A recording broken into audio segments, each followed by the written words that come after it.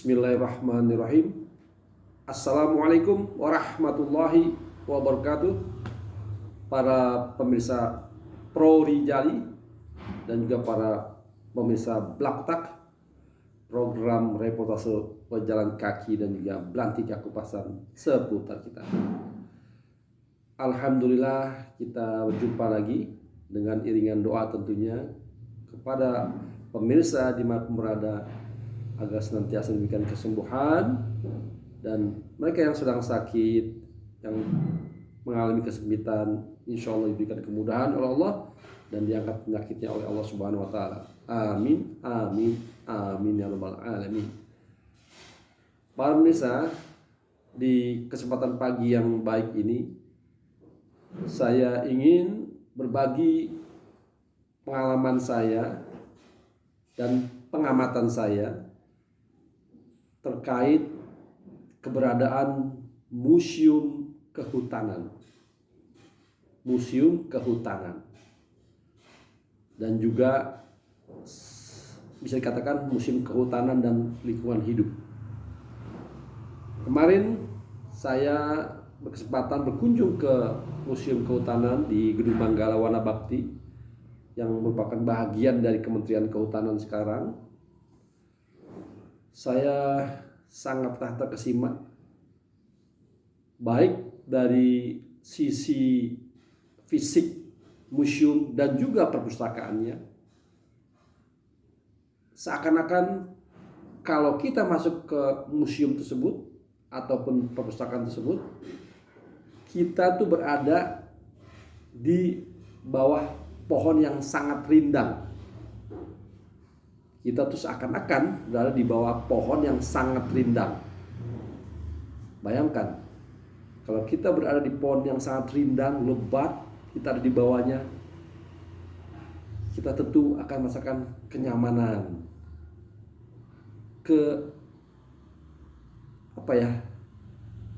nyaman lah, baik dari sisi suasana hati maupun suasana di sekitar lingkungan.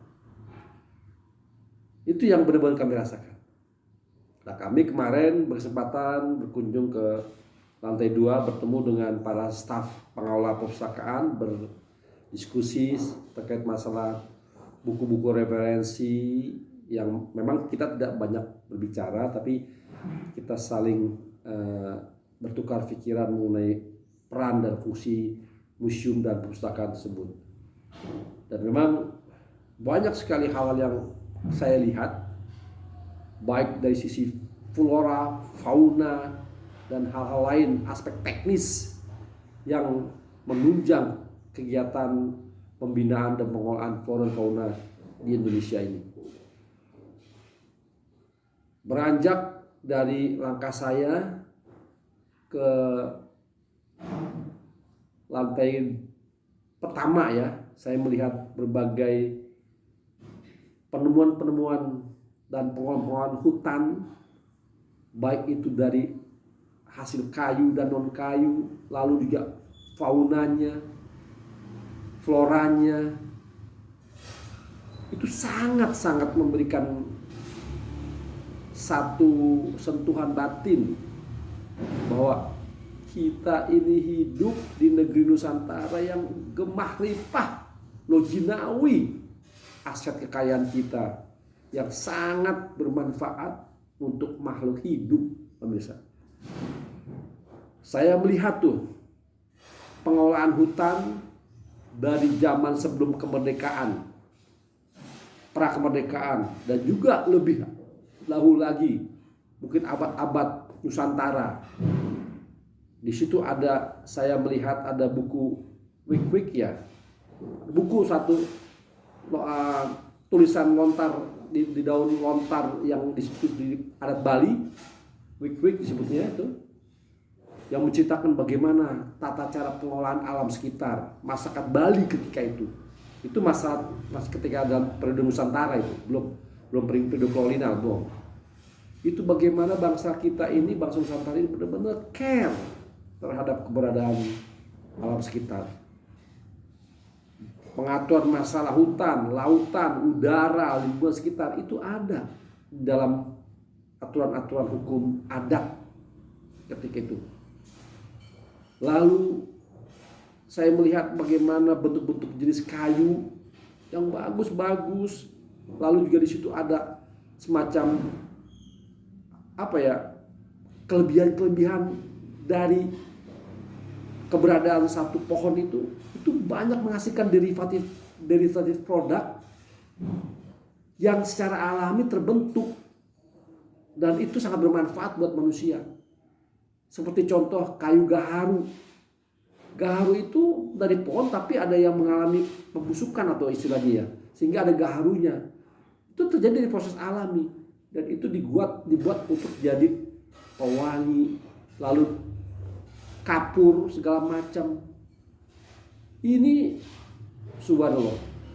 Dari situ manusia dituntun untuk bagaimana memanfaatkan hutan secara efisien.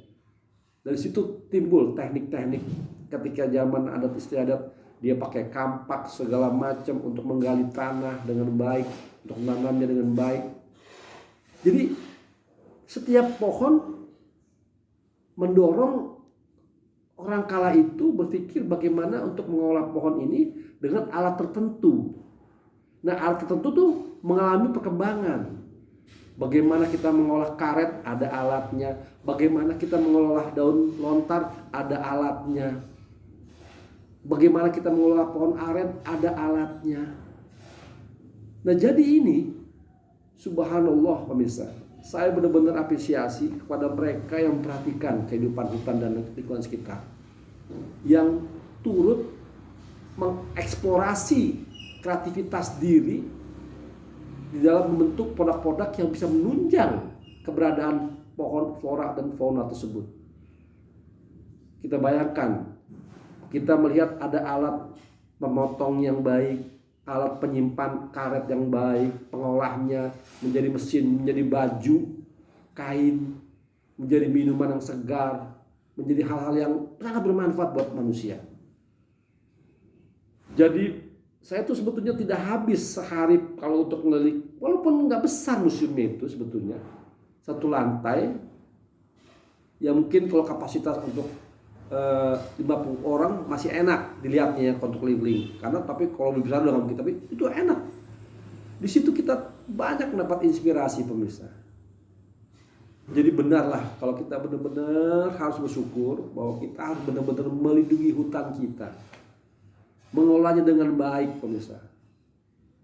Karena terus terang saja deh, kalau ini kita tidak lakukan segera sekarang ini, generasi kita tuh tidak akan mendapatkan kemanfaatan yang berkelanjutan.